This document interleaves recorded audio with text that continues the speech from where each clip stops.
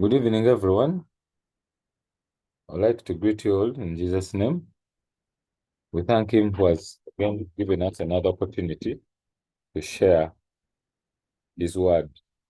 We are living in troublesome times, and as the song goes, troublesome times are here.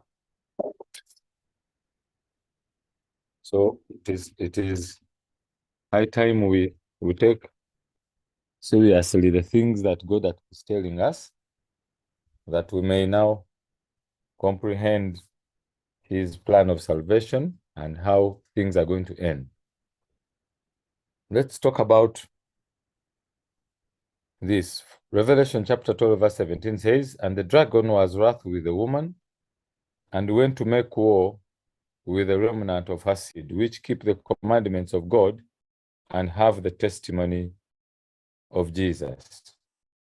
So here we have the dragon, and is at war with the woman, was wroth with the woman, which is the church, and is going to make war with the remnant of her seed. So there is a war, as we have seen in the past lectures. So let's look at this art of war. How is the war fought that we have in our minds? What is the art of this war? I would start with this book that was written by, it is known in the whole of China. It was about a general called Sun Tzu, and it was written. Here is a picture of General Sun Tzu with his rules of engagement in a war. And the book was first translated into French language in 1772 by a French Jesuit, Jean-Joseph Marie Amiot, who was the astronomer to the Emperor of China. And partial translation into English was attempted by British officer Everard Ferguson Cathrop in 1905. The first annotated English language translation was completed and published by Lionel Giles in 1920. That is what Wikipedia says about the book. And Malachi Martin, who is claimed to have been a Jesuit, wrote in his book, The Jesuits, on page 490, said that if a Jesuit writes a book, it is in essence the Jesuit general which sanctions it in view of the oath of obedience. We read the oath of obedience of the Jesuits, and we noticed that in this oath, the Jesuits swear to be like a cadaver, like a corpse. What the general says is what they do. That means a Jesuit can never write anything if it is not the mind of his general. And in this book is written a story of a general who met a king. There was a king, Heru, who was the king of the empire of Wu. So King Heru of Wu had a lot of enemies and was always perturbed by these enemies. So he said, "What can I do in order to fight these enemies?" So the only thing he did, he walked around and came across a general whose name was Sun Tzu. And Sun Tzu told him that, "I can train your forces and they can beat any force in the world. They can beat any army.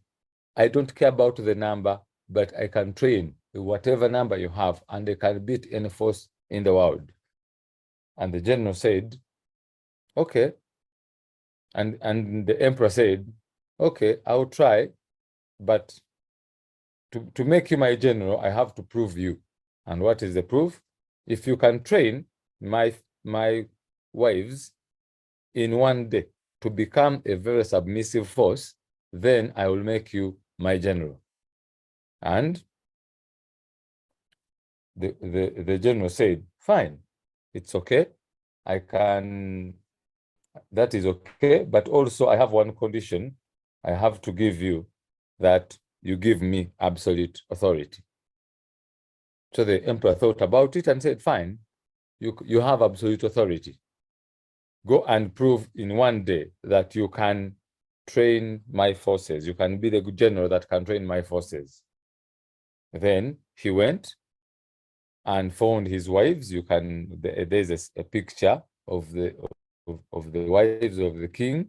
He had almost 140 wives, concubines, and they knew nothing except peace and love and giggling all around. And the general came, as you can see him in that picture there, and called them and told them that we are going to train. I'm going to be your commander. And in this, I will not speak to you direct, because I'm going to give you the instructions, but I won't speak to you directly. I will speak to you using a drum. And there you see a drum being given, and told them that when a drum goes once, you all turn smartly to the right. And if the drum beats twice, you all turn to the left. And if it sounds 3 times, bam, bam, bam, then you all turn about turn. So do you understand what I'm saying? They said, yes, we understand. Then he said, let us try it. And the drum went once, and they all turned whatever they wanted. Whatever each way, everyone turned wherever they wanted. And the drum went the second time and the 3 times, and there was total chaos.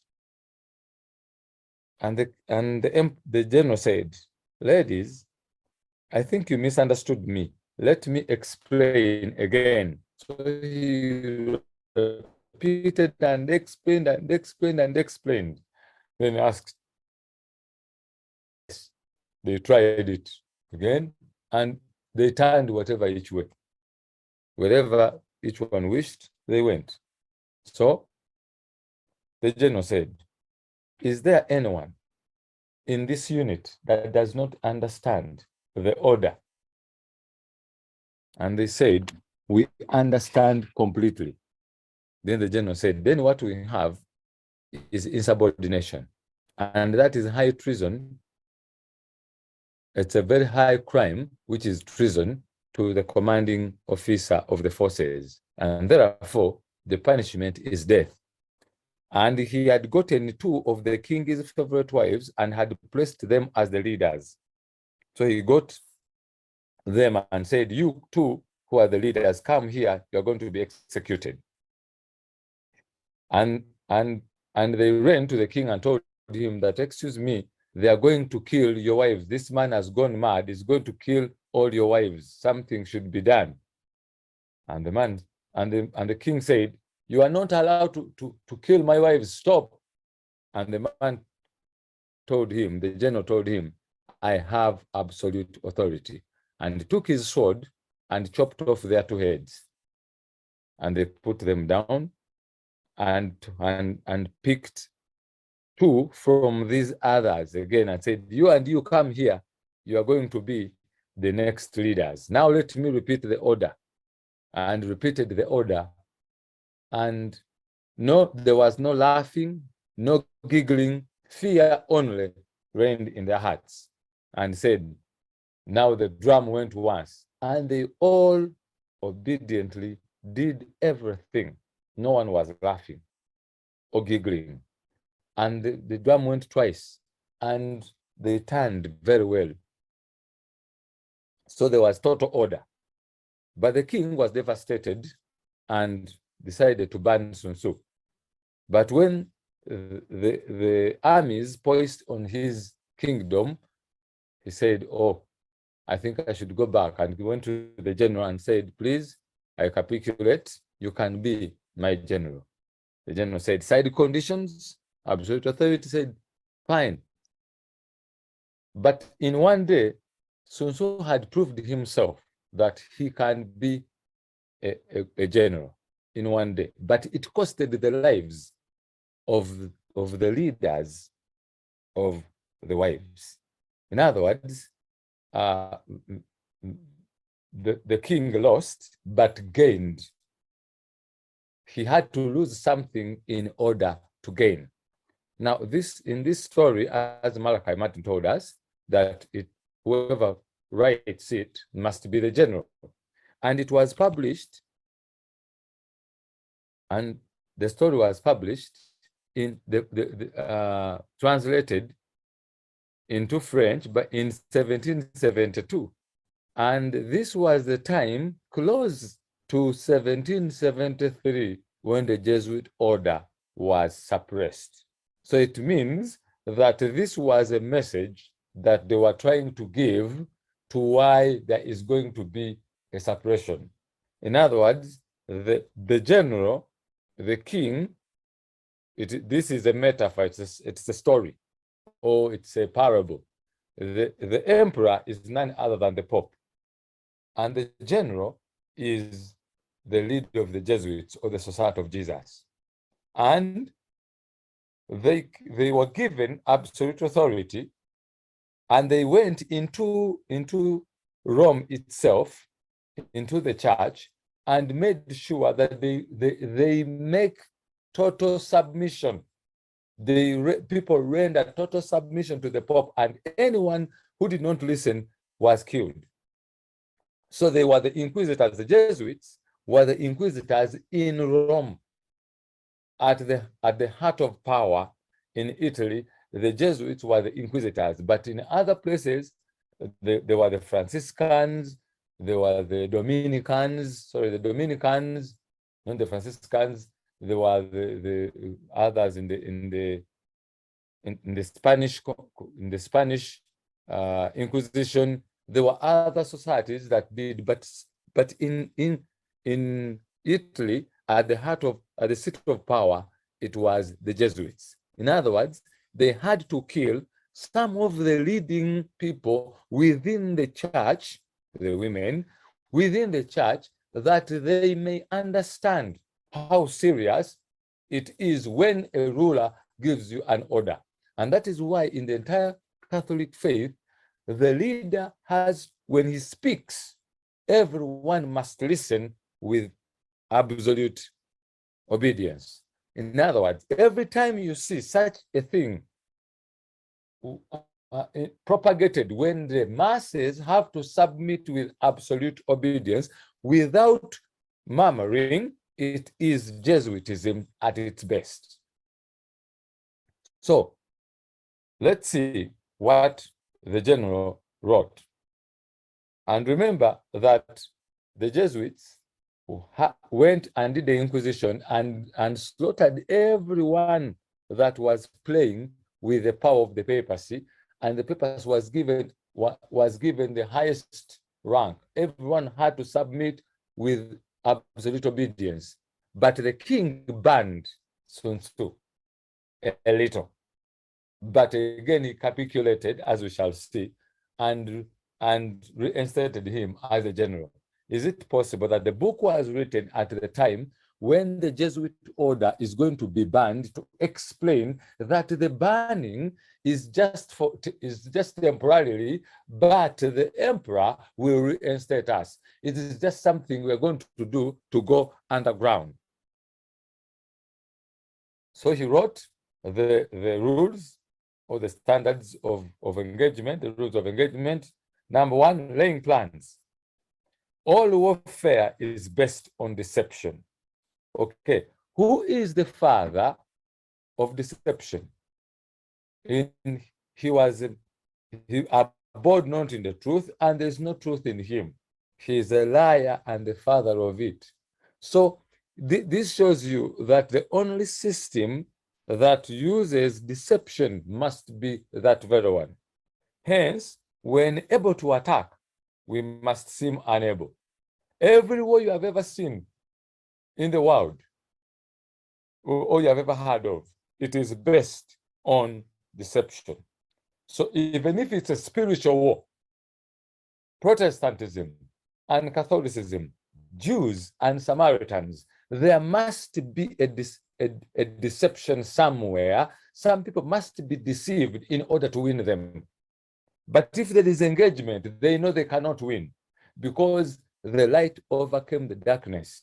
The darkness ran away when the light came. So the only way is when the light is, the warriors are deceived to leave the light. When able to attack, we must seem unable. When using our forces, we must seem inactive. So when we are near, we must make the enemy believe we are far away. And when far away, we must make him believe we are near.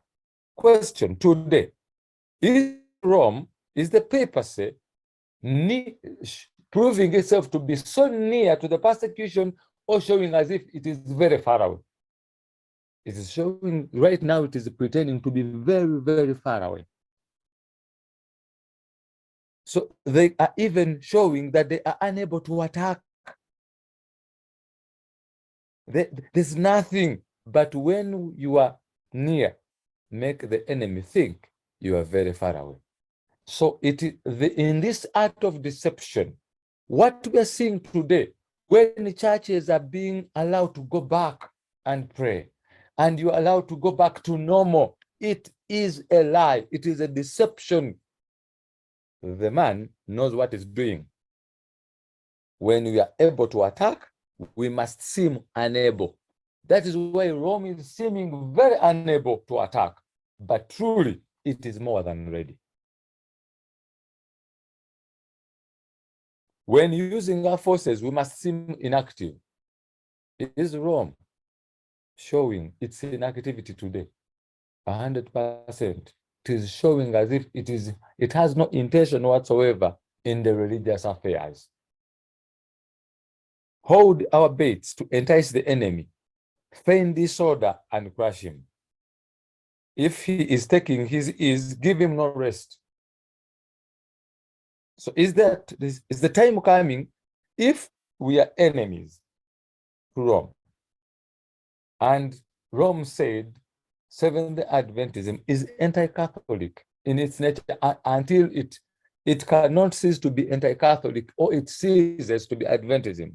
So if we are taking our ease now, isn't Rome trying to forage or is trying to deceive us? Because we're not supposed to have rest. Attack him where he is unprepared.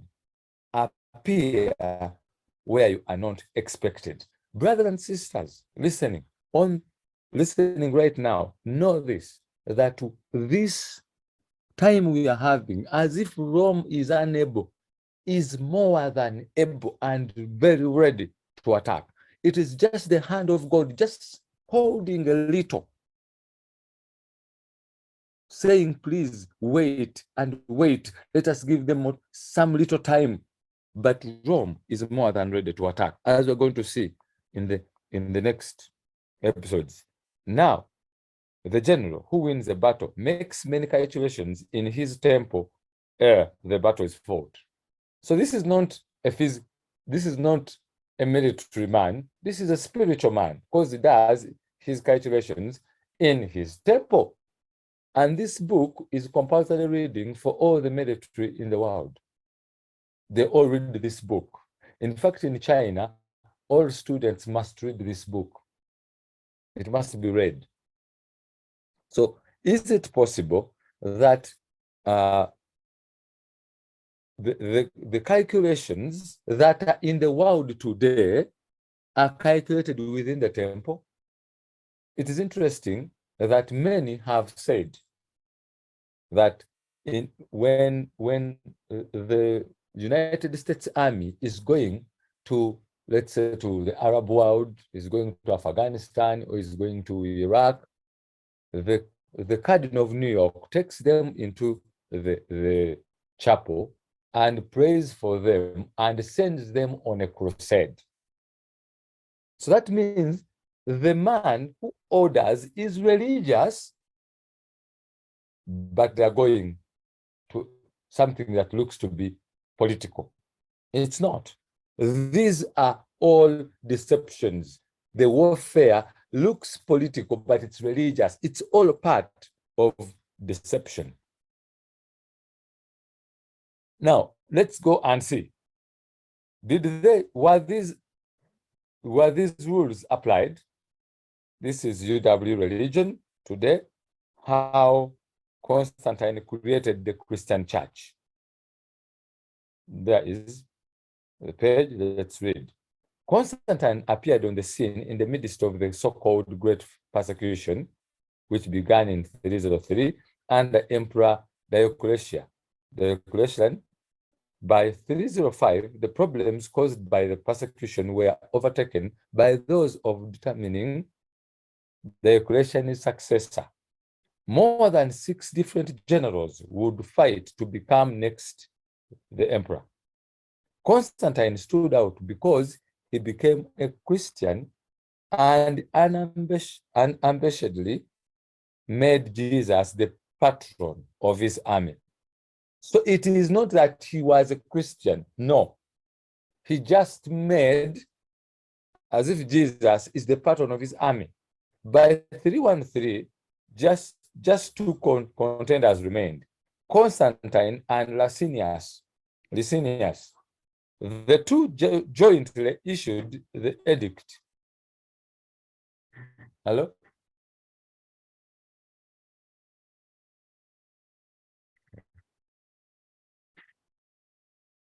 The two jointly issued the Edict of Milan, which made Christianity a legal religion and officially ended the persecution. But it was not until 324 that Constantine finally became the sole ruler of the Roman Empire. Constantine saw Christianity's belief in one God, and look at that, is a small g. So Christianity's belief in one God as a way to unify the empire that had been so badly divided for 2 decades. So do you see that there is a division again? There was a division in Constantine's time. Are we seeing a division as well today in the Christian world? And Constantine is seeing this Christian's belief in one God in a way to unify the empire. But he discovered that Christianity itself was not unified. So he called the Council of Nicaea in 325 to bring together the 1,800 bishops from around the empire to work out official doctrine and provide the basis for a unified church. Is anything ringing a bell to what is happening today? Is there someone, a Roman ruler from Rome, and is trying to unify all Christianity or all religions such that he can expand his empire and rule? Constantine paid for the entire council and even paid for travel, giving bishops the right of free transportation on the imperial postal system. So he was the one that paid all of this. The council laid the foundation of Orthodox theology, which is Catholic theology, and declared several different differing theologies heresies.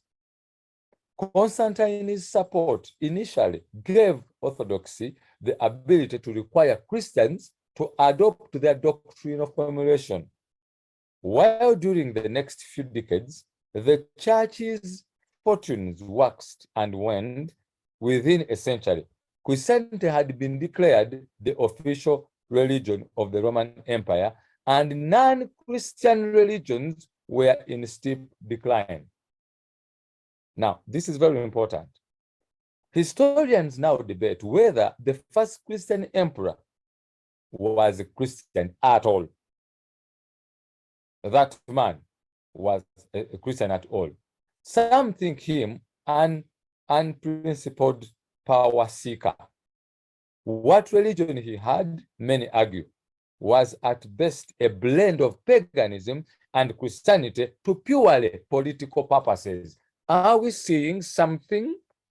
Is there someone trying to do this? He's proving to be religious, but is not. Have you ever asked yourself that all the popes in history, when you read, were all military men? So when did they leave the military to become priests to that level? So what he wanted is to blend paganism and Christianity for purely political purposes. Certainly, Constantine held to ideals we no longer share. He knew nothing of religion without politics, or politics without religion. Yet he declared he clearly believed he was a Christian, and he took back to a battle at Milgan Bridge, just outside the walls of Rome, as the decisive hour in his newly found faith. So this was nothing, this man wasn't at all a religious man, but brought Christianity and paganism together in order for him to expand his empire. Are we seeing another Constantine from Rome trying to put the pagans and the Christians and the other and atheists all together, and he wants to expand his empire? This is all the art of war. Great Controversy 234, paragraph 2. Throughout Christendom, Protestantism was menaced by formidable foes. The first triumph of the Reformation past, Rome summoned new forces, hoping to accomplish its destruction. At this time, the order of the Jesuits was created. The Sun Tzu is coming in because the Pope was the general, was the emperor, and Sun Tzu was the general. And the enemies, of course, must have been Protestants, because the Protestants, all countries were banning the Jesuits. The most cruel, unscrupulous, and powerful of all the champions of popery, cut off from earthly ties and human interests, dead to the claims of natural affection, reason, and conscience, wholly silenced. They knew no rule, no tie, but that of their order, and no duty but to extend its power. So is there someone trying to extend his power, but he's religious?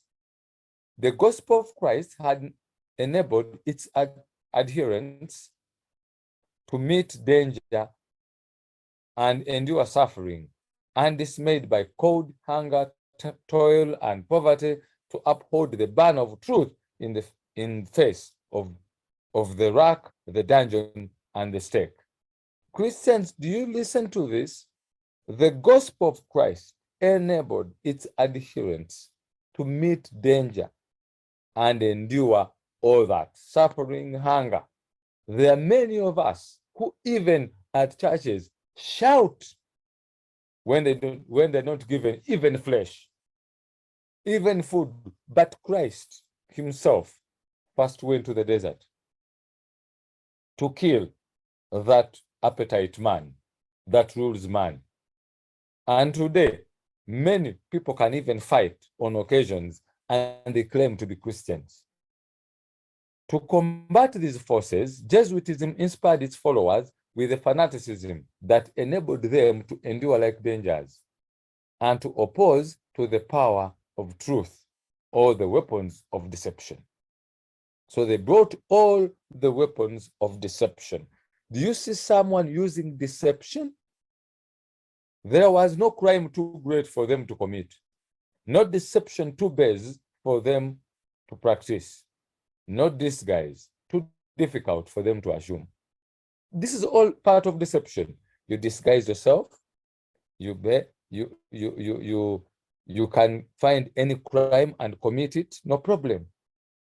Vowed to perpetual poverty and humility, it was their studied aim, the art of war, to secure wealth and power, to be devoted to the overthrow of Protestantism and the re-establishment of the papal supremacy.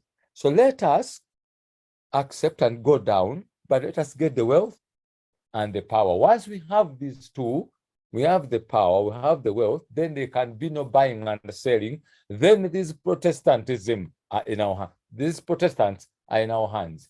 And the entire Protestantism can now be destroyed. Let's move to today. Let's listen to the man telling you how Protestantism is finished. And I need you to at least understand a little bit of the history behind this, because we are living in an incredibly important generation. I believe that God has brought me here to this year's Ministers' Conference in the spirit of Elijah. Let me explain. If you look carefully, the spirit of Elijah was on John the Baptist to turn the hearts of the sons to the fathers, and to turn the hearts of the fathers to the sons, to prepare the way for the Lord. And we know that prophecy always has a double fulfillment. And we know that Elijah will come before the second coming as well. And I've understood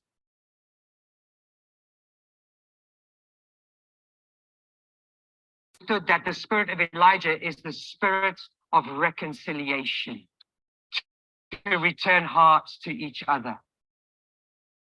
This is very important. We know that the first 1,000 years, there was one church, it was called the Catholic Church. And the word Catholic means universal. It doesn't mean Roman. Catholic means if you're born again, raise your hand if you're born again. You're a Catholic. Take back, redeem what belongs to you. We are Catholics. And then there was the split at the end of the first millennium. We had the Orthodox, East and West, two churches. Then 500 years later, we have Luther and his protest. Three churches in 1,500 years. Three denominations, not three churches. And then from Luther's protest onwards, 33,000 new denominations.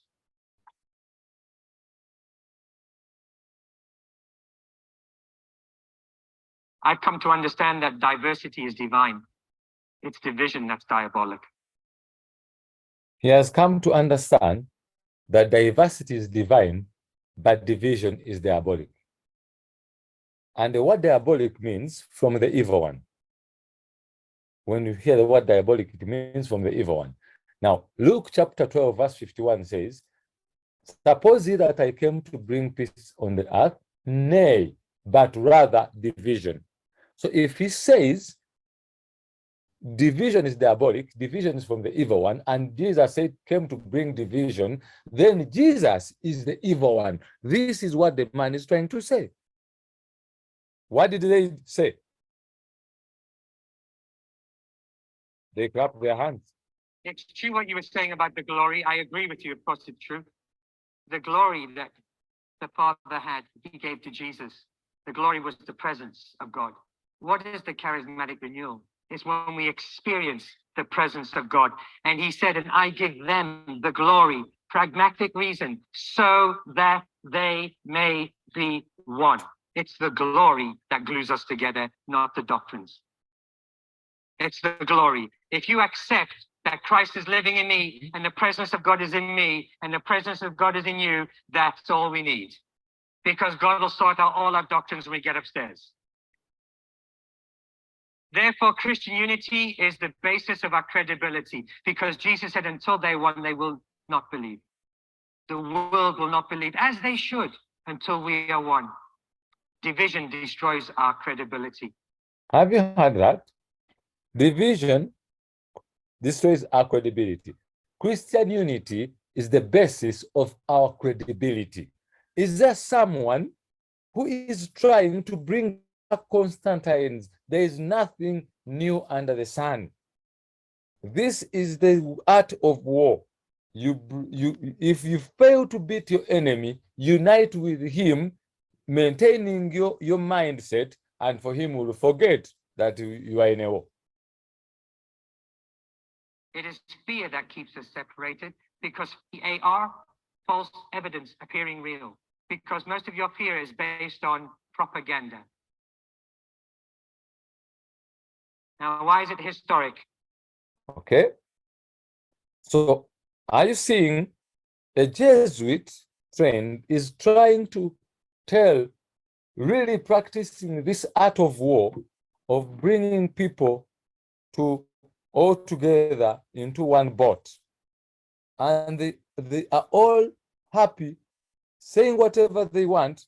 They know nothing about what is coming. But the guys are very serious on what they are doing. They are very, very adamant about what they want to do. This is the American review, the Jesuit review. And the Jesuit review says, Pope Francis says, do not be afraid that God has allowed different religions in the world. Did God create different religions, or did God divide the people in different tongues? So the Jesuits themselves are saying, do not be afraid, after all, he's a Jesuit, that God has allowed different religions in the world. Why? Vatican City, no one should be afraid that God has allowed there to be different religions in the world, Pope Francis said. But we should be frightened if we are not doing the work of fraternity, of working together in life as brothers and sisters of one human family, he said. So we can remain in our religions, but work in fraternity. So you remain wherever you are, but we are working together. That is uniting Christians and pagans and everyone. Remain where you are, but we are brothers and sisters. People might ask themselves, why is it that the Pope visits Muslims and not just Catholics? The Pope said, Catholics and Muslims are both descendants of the same father, Abraham. He said, and the trip was another step on a journey of dialogue and encounter with our Muslim brothers and sisters. Okay, so they're brothers and sisters in the faith. Do they have the same God? We had a whole lecture on 2 lectures about Islam. And we saw that this is a different God altogether, but is the same God with Catholicism.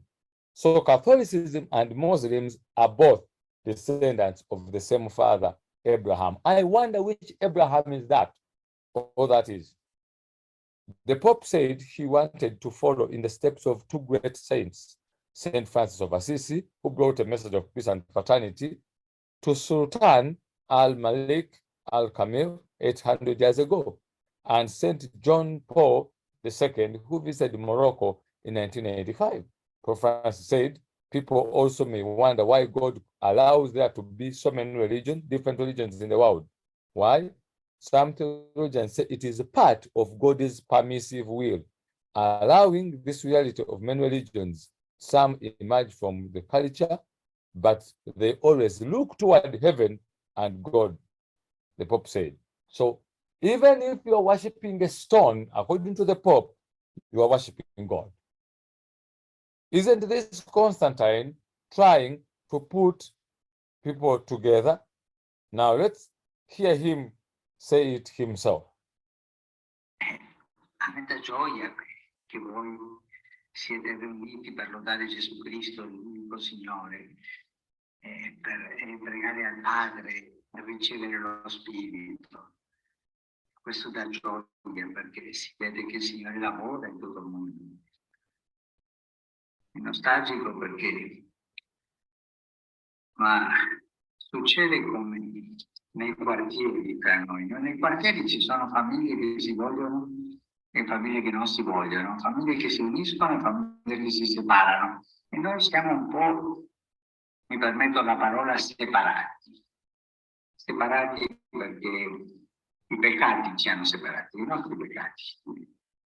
I malintesi nella storia, una lunga strada di peccato comunitario. Ma chi ha la colpa? Tutti abbiamo la colpa, tutti siamo peccatori, soltanto uno è giusto, il Signore. Io ho la nostalgia che questa separazione finisca e ci dia la comunione. Yeah? So he says he's praying that the separation comes to an end and gives us a communion. So we should commune with one another in the faith. Let the separation and the division come to an end. Isn't this Constantine trying to speak? This is the descendant of Constantine, all the way, of course, is sitting at the seat of Rome, because he's a Caesar, as we can say in that aspect. But blackest in the black catalogue of crime, most horrible among the fiendish deeds of all dreadful centuries, was the St. Bartholomew massacre. Now, the Pope has just said that we come and commune. We come to a communion. But when there was a unity, when they came together during Constantine's time, it was the apostate bishops, the apostate people who had refused to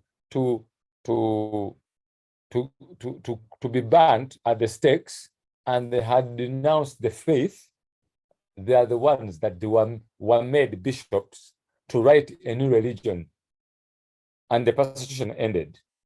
But the Bible tells us that the woman the dragon will always be at war with the woman.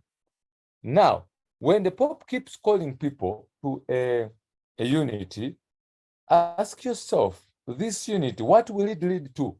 In 1582, something happened, as you shall see.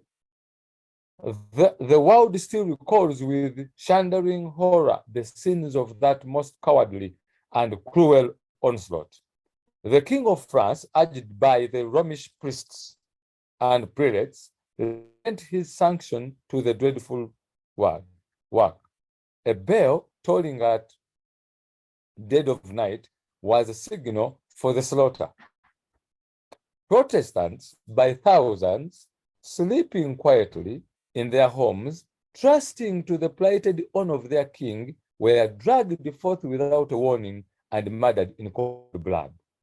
So Rome had come up and said, come back, please. Let us work together in fraternity, as we were seeing. Let us come and work together. We stop the fighting. And they all trusted the king.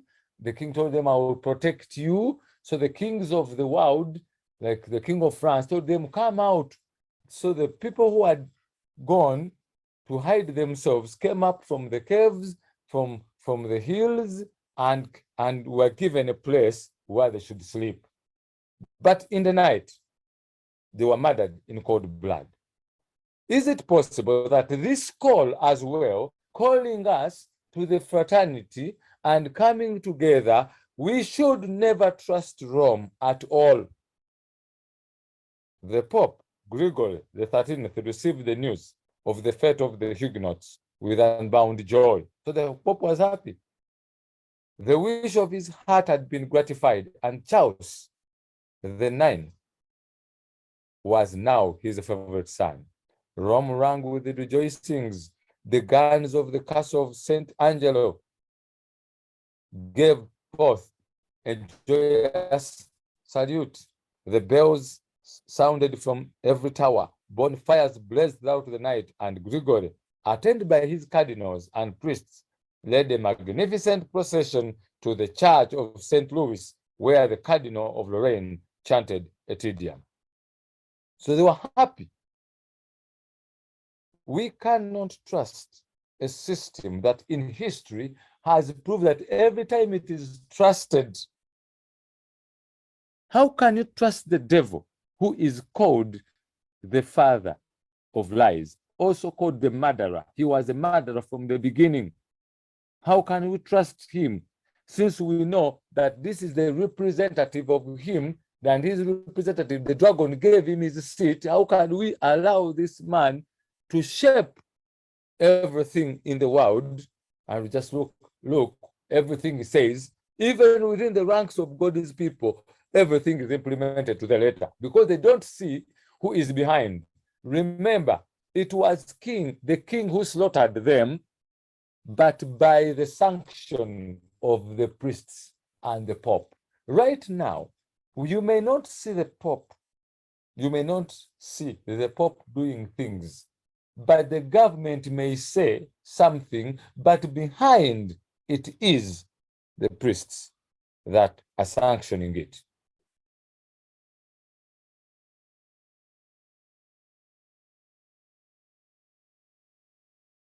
So, when news of the massacre reached the Vatican, there was jubilation, cannons roared, bells rang, and a special commemorative medal was struck to honor the occasion. The Pope commissioned an Italian artist, Vasari, to paint a mural of massacre, which still hangs in the Vatican. This is the same Gregory who changed the calendar on the 24th February, 1582. So after the massacre, he made a new calendar. And another thing, in 1582, a Jesuit Bible was made. So a new Bible, as also Constantine made one, a new medal on the Vatican, and there is also a new calendar, a new way of doing things. Are we seeing today that we have to reset? Must have a great reset? Things now should be done differently? Are we seeing we are moving to someone changing, commissioning that we should now have another Bible? So it was changed from the Julian calendar to the Gregorian calendar, which is currently the system in use. Revelation 13:3. And I saw one of its heads as it were wounded to death, and the deadly wound was healed. And all the world wondered after the beast. Now the New King James says one of the heads of the beast seemed to have had a fatal wound. It seemed. This one says, as it were wounded, as if it had been wounded. Now, remember, in the art of war, all warfare is based on deception.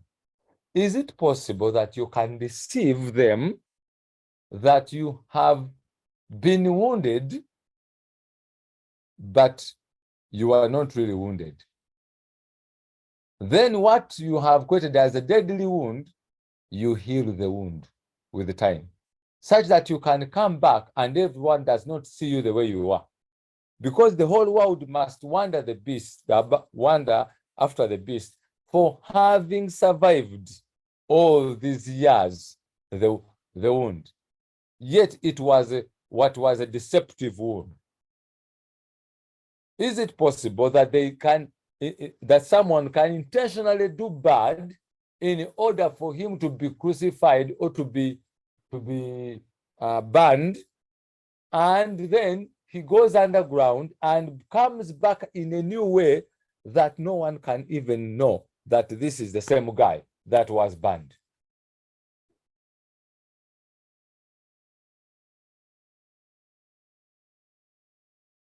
Now, this book by Paul S. Minor, The Wounded Beast, it says, I had to read it because it's very interesting how these guys misput their prophecies together. The prophet tells a story of the heavenly warfare alongside arranged the woman wearing crown of 12 stars, her male child, Michael with his angels, and the rest of the offspring. The opposition is punished by three animals: the dragon, the sea beast, and the earth beast. And by all of those men who are included to worship the image of the beast. The dragon is identified as the ancient serpent, who is called the devil and Satan, the deceiver of the world. The dragon is home, is heaven. Excuse me, what is the dragon is home? Heaven. How do you like that? Where he accuses the brothers day and night before God. Haven't you had people who tell us that the devil was always in heaven and in heaven and in heaven? When Christ's authority comes, however, the serpent is cast out of heaven. You see? So the dragon is cast out of heaven when Christ comes on earth. Being overwhelmed by the blood of the Lamb and by the word of their testimony. After his expulsion from heaven by this superior force, he pursues the woman and her children, making war on all of those who give their testimony to Jesus. After this expulsion from heaven by this, to aid him in his warfare, the serpent summons from the sea a leopard-like beast, giving it his authority and voicing through its mouth blasphemies against God and against those who dwell in heaven.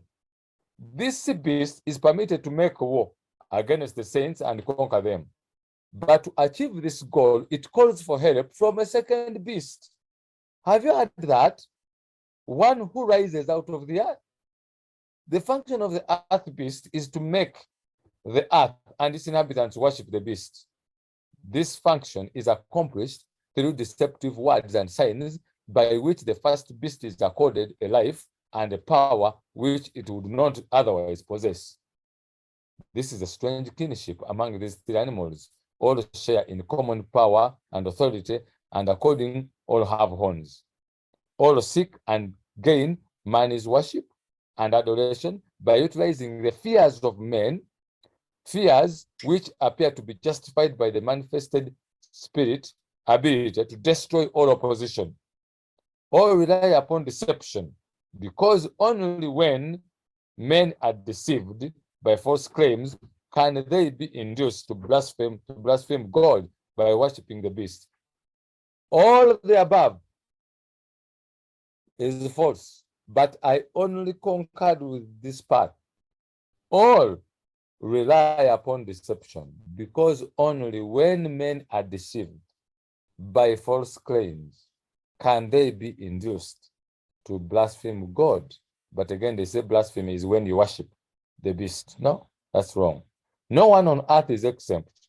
So in other words, when you deceive people, it is easy to drive them from God.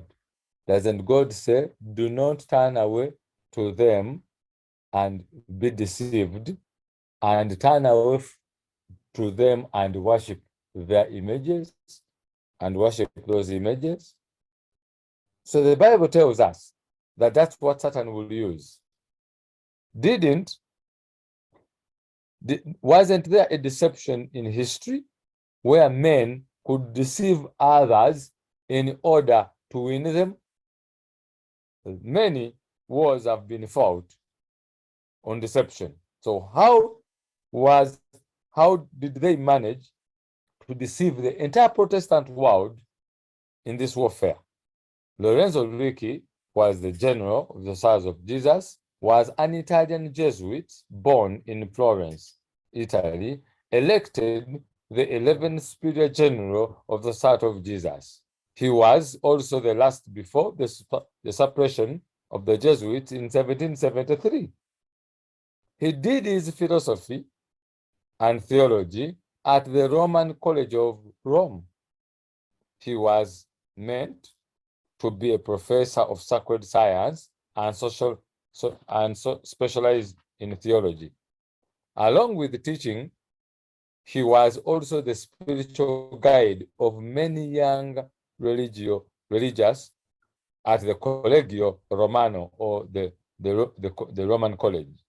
In fact, this quiet and unassuming spiritual work in particular, giving the spiritual exercises of Ignatius Loyola, seem to have had his pretense.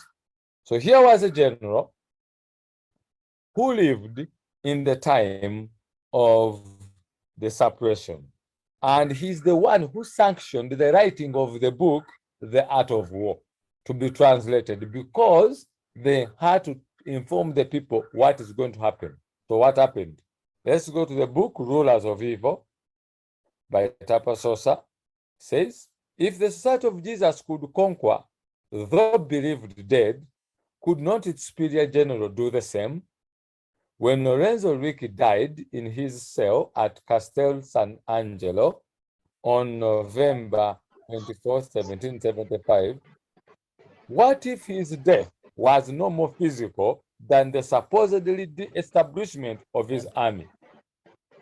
So it was not really that he was dead, but it was the removal of the army.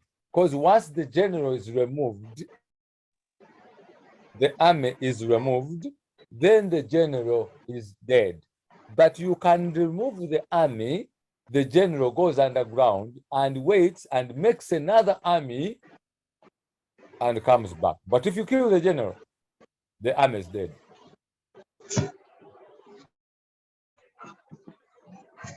Lesser mystics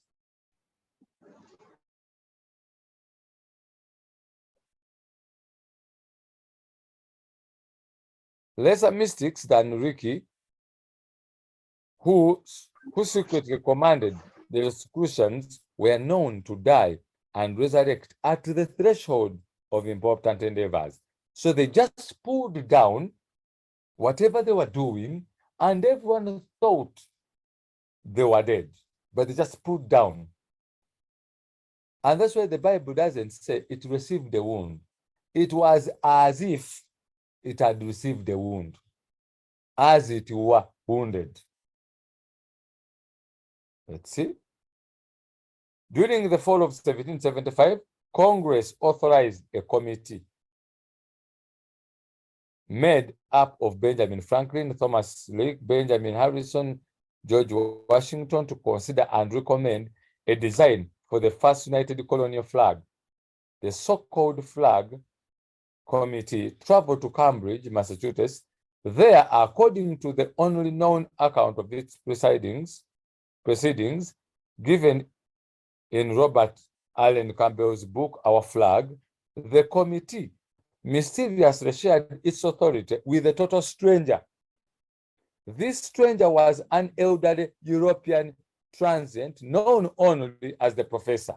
So in Europe, they have banned this society, and they have taken, as we are going to see, the body, and the general is dead. But in America, there is a guy that has appeared and is old and is called the stranger and is from Europe.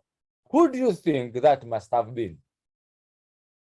That must have been the general, Lorenzo Ricci.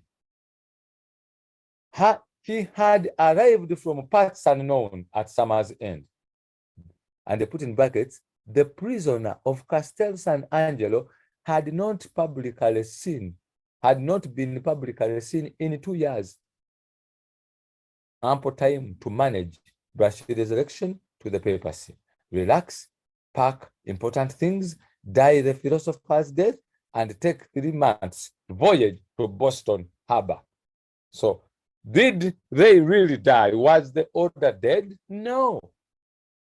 The man was working underground. he went to America.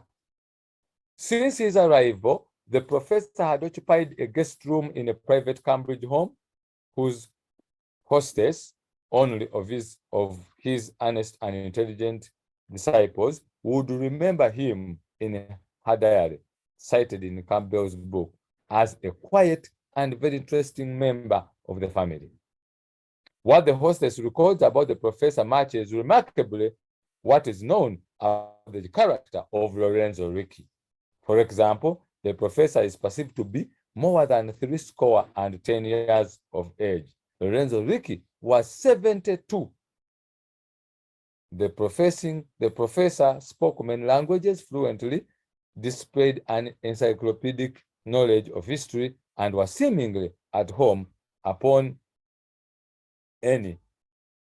So in other words, this man who went to America to make them sign, because this is 1775, but the man had disappeared. So he had helped the Pope do everything, then packed his books, pack his bags, take a voyage for 3 months.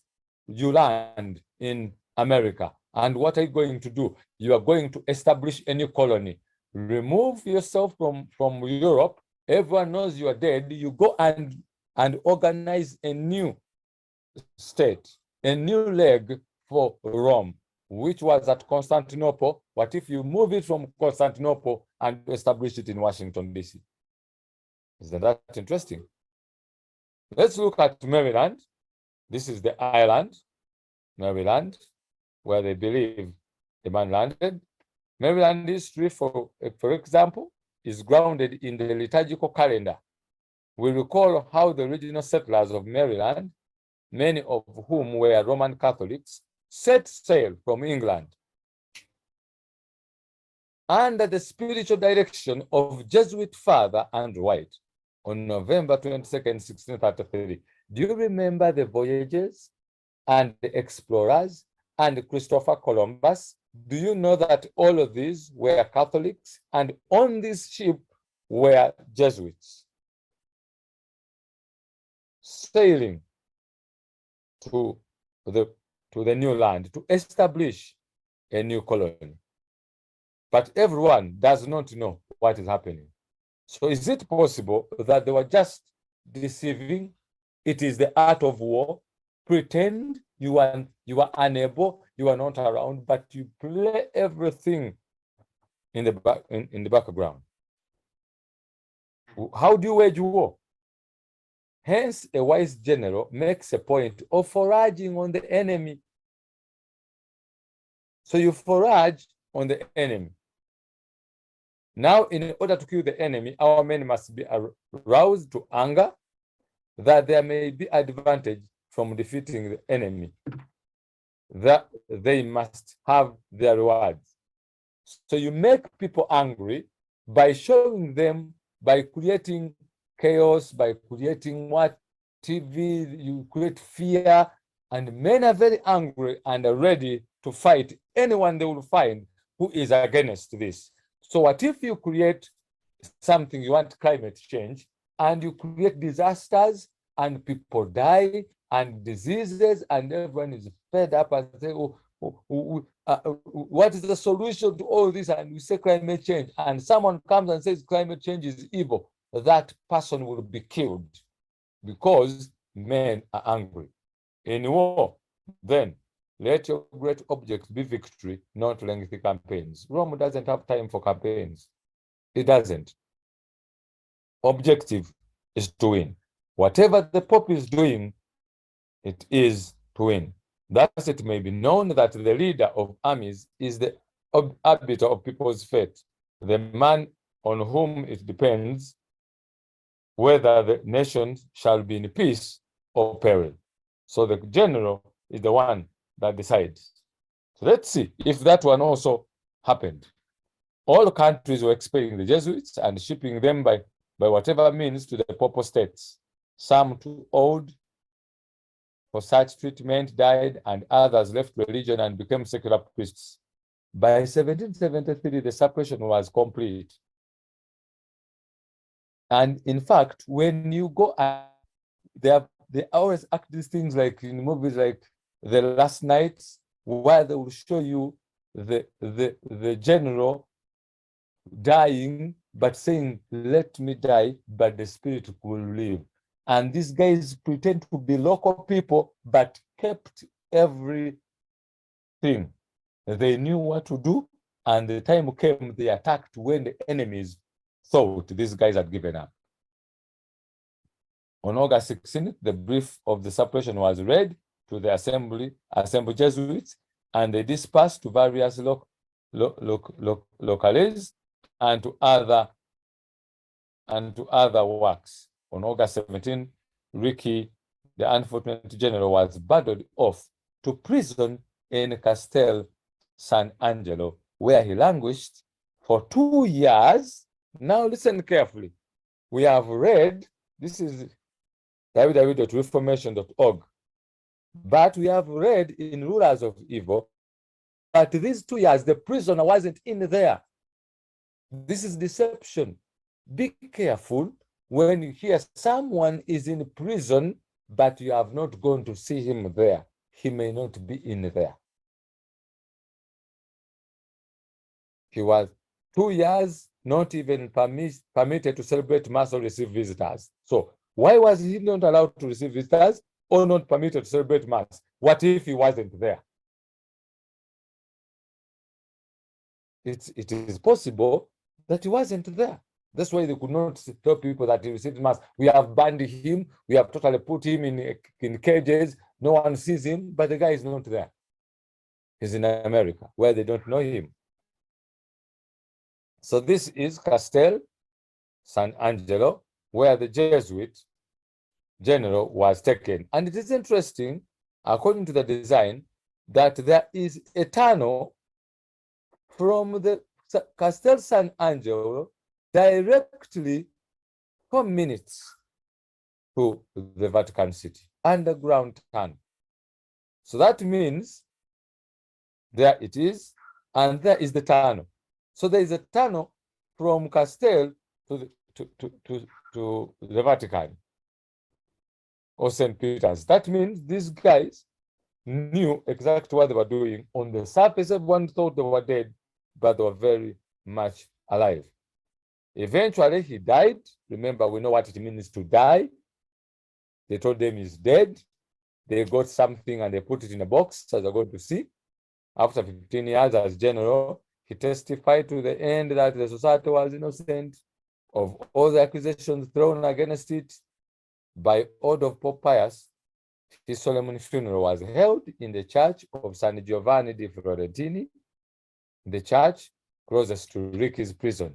By order of the same Pope, his body was taken to the Gesù, which is the church of the Jesuits, a few hundred meters away, and laid rest in the crypt with the generals who preceded him.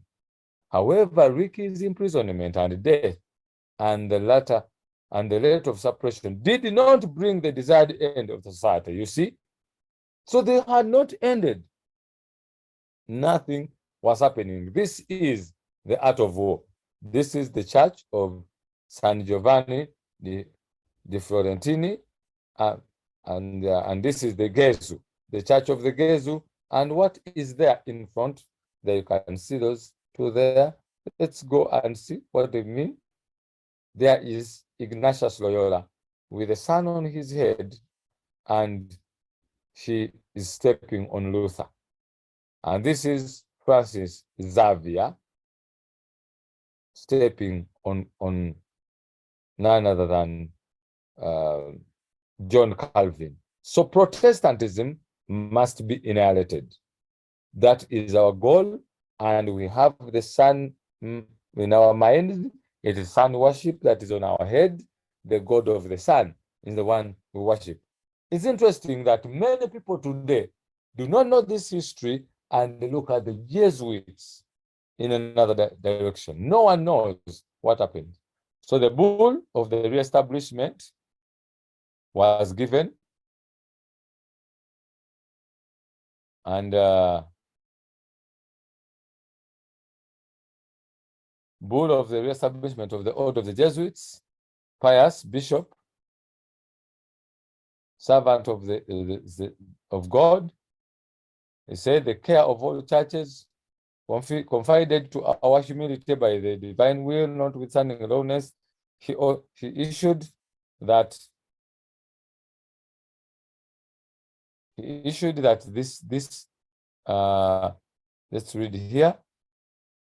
Original itself provided he has the signature of the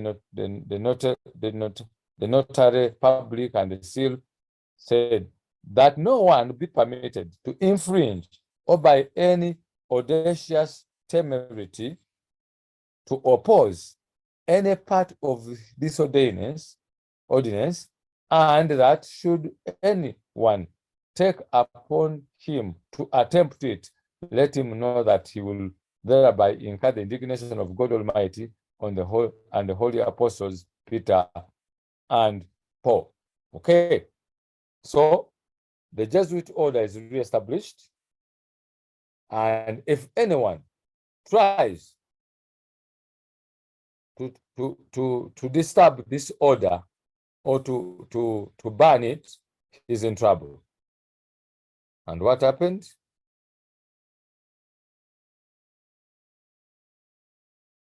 They established it, notwithstanding the general's abhorrence with its good controversy with it was regarded. Even in Catholic countries, this terrible tribunal was again set up by the popish rulers, and atrocities too terrible to bear the light of day were repeated in its secret dungeons. So they could, underground, continue doing what they're supposed to do. In many countries, thousands upon thousands of the very flower of the nation, the purest and noblest, the most intellectual and highly educated, pious and devoted pastors, industrious and patriotic citizens, brilliant scholars, talented artists, skillful artisans were slain or forced to flee to other lands. Such were the means which Rome had invoked to quench the light of the Reformation, to withdraw from men the Bible, and to restore the ignorance and superstition of the Dark Ages. No wonder why this book is hated and not read even within the ranks of the Jews, because it speaks everything right. This is the book, Ecclesiastical Megalomania, by John W. Robbins. It has two verses. I've seen only this one and this one, because the one I have has this one. I've not seen this one. The economic and political thought of the Roman Catholic Church. What is it? Let's read.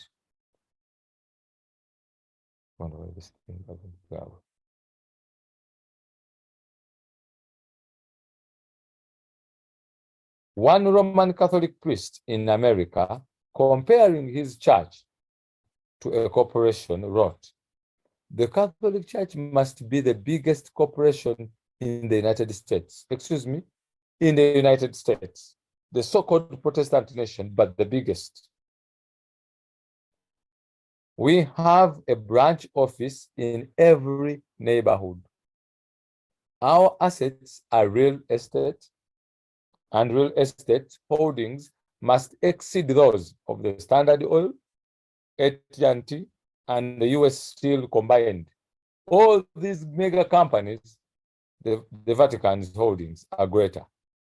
And our roster of dues paying members must be second only to the tax roll of the United States government.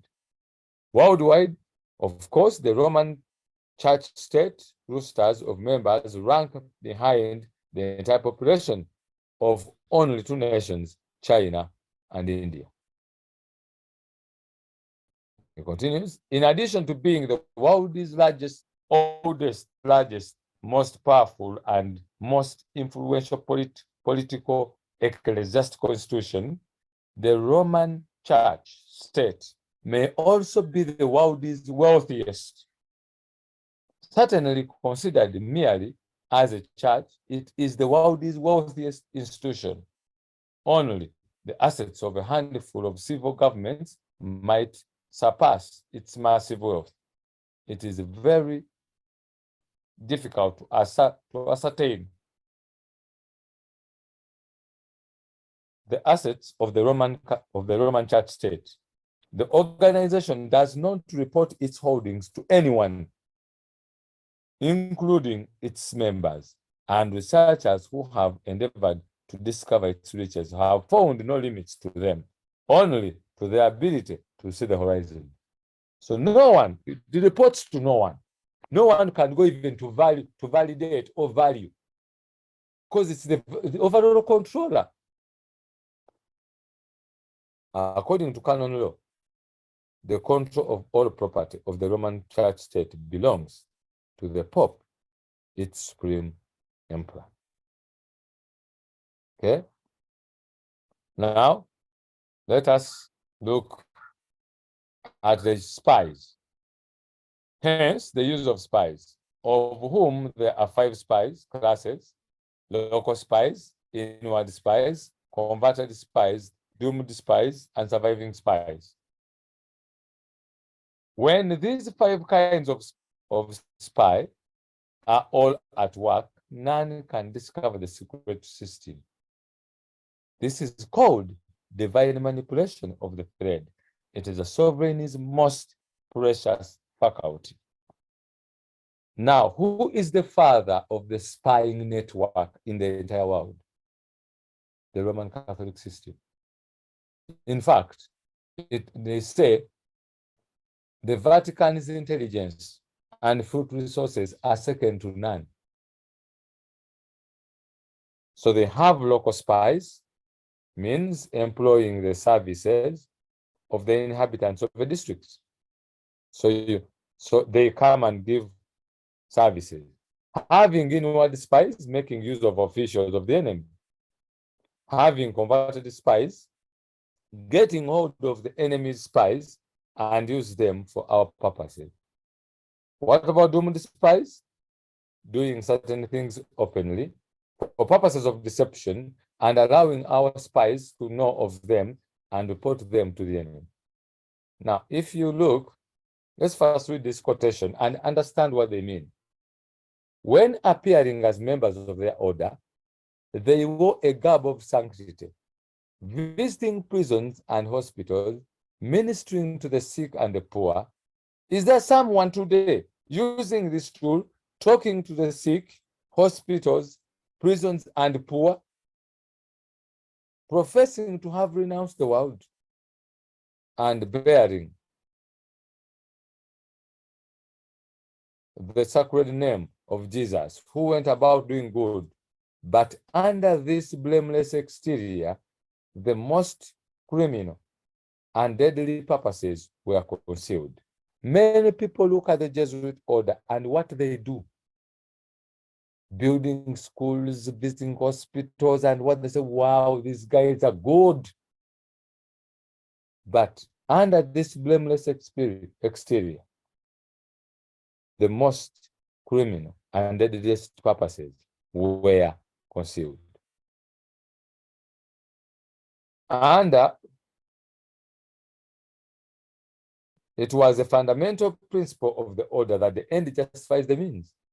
By this code, lying, theft, perjury, assassination were not only pardonable but commendable when they serve the interests of the church. Under various disguises, the Jesuits worked their way into offices,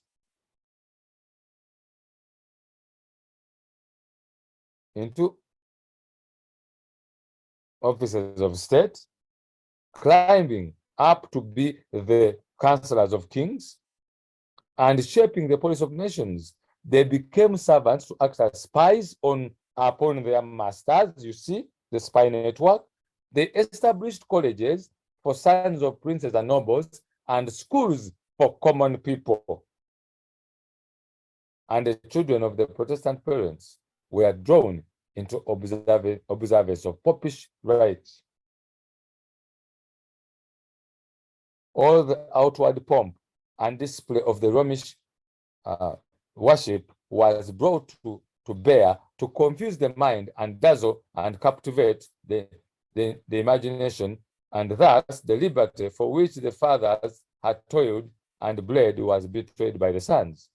The Jesuits rapidly spread themselves over Europe, and wherever they went, they followed a revival of popery. So they built schools. Today they are building schools. They are building hospitals. In fact, I was amazed, or I could say I was stunned when one day when one of the ministers in church gave a parable of a member who was sick of the church, who was sick because the Adventist church was sick and was taken to the hospital and was treated, a Catholic hospital. And he never had the money to pay because it was too much. So then the nun came and announced and said, the doctor, please don't pay. The beast has paid for you. Since you call us the beast has paid for you. What was it trying to insinuate? That we call them beasts, but they're the ones building hospitals. Under that blameless exterior, my friend, the deadliest and most criminal acts were performed. So, how will they do this? Let's see. Before, I want to show you a video, but this is Action Network. Hollywood must help on climate change and stop damaging the environment movement. So in other words, they are going to use even the film industry, like they say here, the top executives of Hollywood, major film studios, Disney, Warner Bros., Universal, Paramount, Columbia, Netflix, and Amazon. All of them must help in climate change. Who is the author of climate change? A Jesuit. What is Hollywood doing?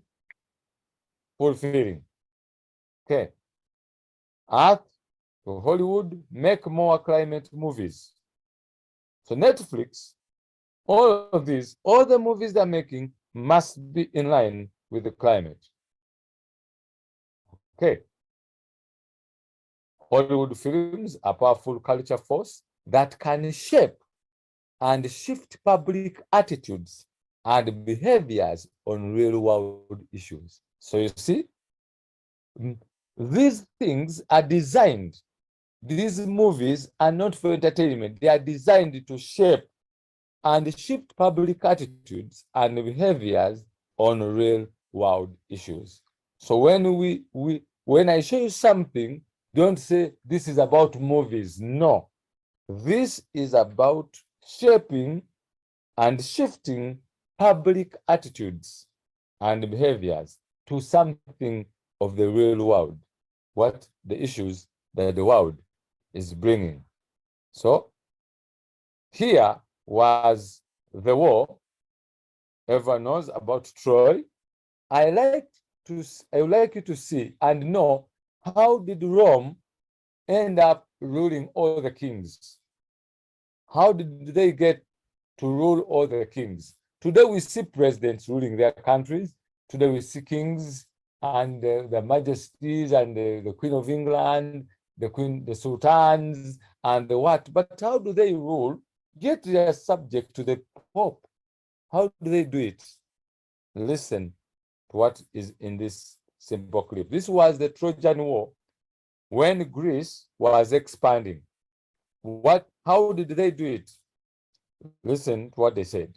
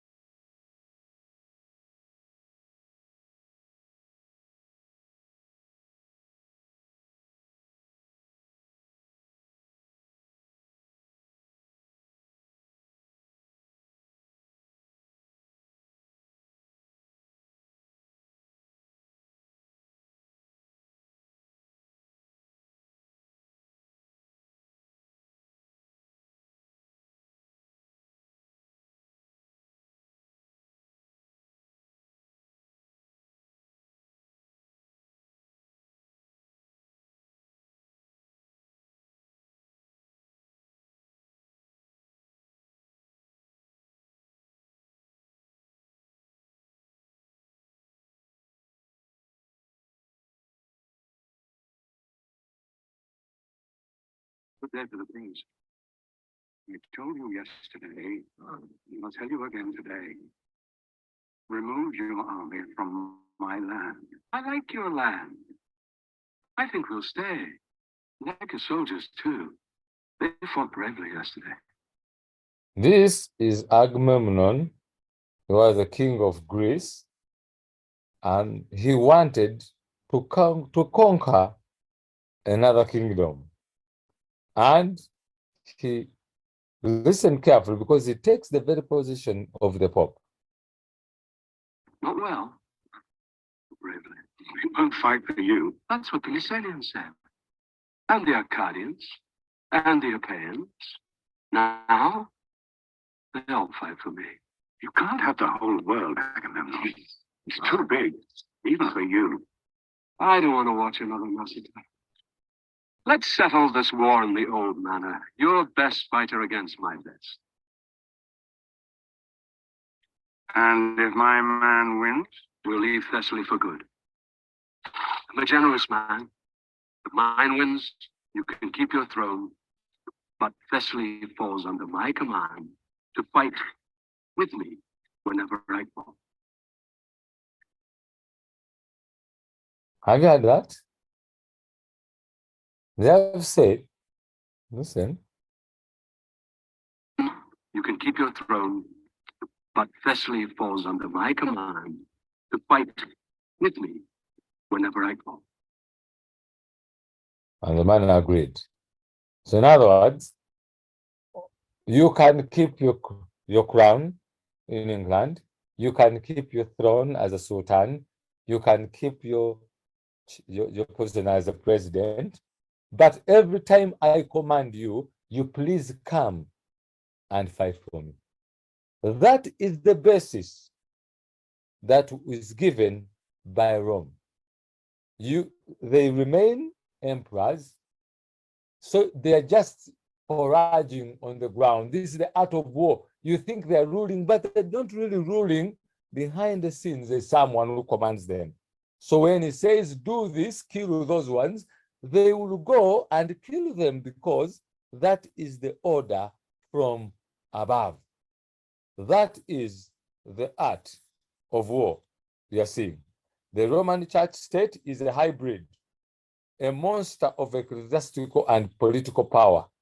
Its political thought is totalitarian, and whenever it had the opportunity to apply its principles, the result had been bloody repression.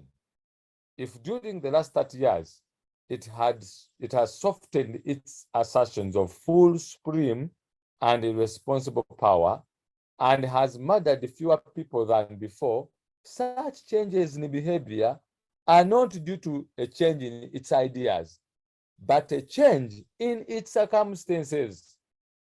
So Rome is just changing circumstances, but it's not changing any idea. It's still deception. It's the art of war. Warfare is based on deception. Lord Action noted a century ago that it was only when the Roman church state faced public opinion that disapproved of church state sanctioned murder that it slowed its persecution and attempted to speak with a voice less bloodthirst. The Roman church state is in the 20th century, however, is an institution recovering from a mortal wound. If and when it regains its power, full power and authority, it will impose a regime more sinister than any the planet has yet seen. This is Ecclesiastical Megalomania, the Economic and Political Thought, page 193, the last paragraph. That tells you that whether you like it or not, Rome is just in deception, because deception is the best tool to deceive the enemy and then attack him when he least expects. Whatever they're saying, they have said already, that you can keep your throne. I have no problem with your throne. But when I command, mine goes first. So we are thinking governments will support us. No. Already, they are keeping the throne because they're already defeated. They're keeping the throne, but anytime they can go away. Only Jesus will keep us through this time. Why are we studying these things? That we may know how near we are. This is not threatening. This is not trying to waste time in the world. It is showing you that whatever you see today are lies. They're just things that are put on the surface to deceive. Deception is their greatest tool. And I pray, may God open the eyes of his people to know that we are in the last days. And once we know that we're in the last days, and these the bells that are ringing to show that the high priest is soon coming out to lay his hands on Azazel, isn't it time that we should be praying and not waste time in nonsense, because the high priest is leaving the most holy place. May God help us in Jesus' name. Heavenly Father, thank you for having taught us again how closer we are to the end and how fast the enemy draws near to us. We are dead asleep. Many have no clue to what is happening. And that's why they are living recklessly. They are doing everything recklessly because they don't know what is happening. Please wake us up, O Lord, that we may live knowing that the end is near. And soon the time of trouble is coming. Let us, that we may get close to you now before it's too late. Because we may seek you when we cannot find you. But these signs show us that this is the time to seek the Lord more than before. Because we should seek him when we are still able to find him. Be with us until we meet again. I prayed in Jesus' name. Amen.